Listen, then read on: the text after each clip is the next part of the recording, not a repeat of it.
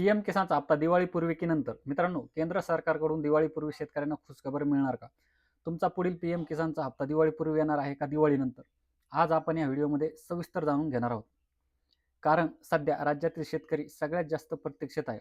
महाराष्ट्रासह अनेक जिल्ह्यांमध्ये अतिवृष्टी आणि पूरस्थितीमुळे खरीप हंगाम अक्षरशः हातातून गेला आहे. अनेक शेतकऱ्यांचे पीक वाहून गेले, जमीन खरडून गेली, विहिरी बुजले आणि सध्या शेतकरी फक्त सरकारच्या मदतीकडे वाट पाहत आहे.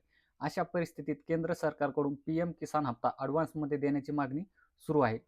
मित्रांनो, तुम्हाला सांगतो, हिमाचल प्रदेश, उत्तराखंड, पंजाब आणि जम्मू काश्मीर या राज्यांना पूर परिस्थितीमुळे केंद्र सरकारने पीएम किसानचा 21वा हप्ता ॲडव्हान्स स्वरूपात दिला आहे. या चारही राज्यांना मिळून तब्बल 600 ते 650 कोटी रुपयांचा निधी वितरित करण्यात आला आहे. पण महाराष्ट्रात नुकसान त्याहूनही कितीतरी पटीने जास्त असूनही अद्याप कोणतीही घोषणा झालेली नाही. आपल्या राज्यात साधारण 92 ते 93 लाख शेतकरी पीएम किसानचे लाभार्थी आहेत. या सर्वांना हप्ता देण्यासाठी मोठा निधी आवश्यक आहे. राज्य सरकारने मागणी केली आहे की मंत्र्यांनी पाठपुरावा केला आहे, पण केंद्र सरकारकडून अजूनही स्पष्ट तारीख जाहीर झालेली नाही.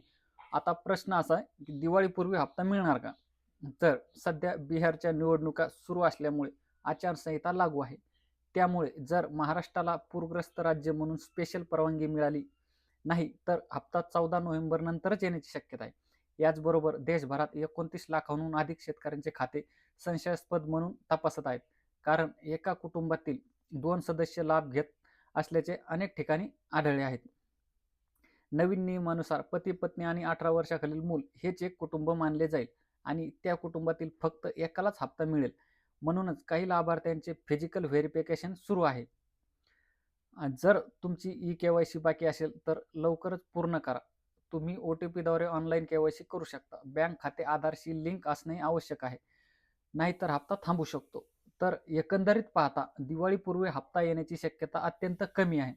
परंतु पूरग्रस्त शेतकऱ्यांना दिलासा देण्यासाठी केंद्र सरकारकडून पावलं उचलली जाऊ शकतात आणि जर काही नवीन अपडेट आले तर ते तुम्हाला सर्वात आधी कळू.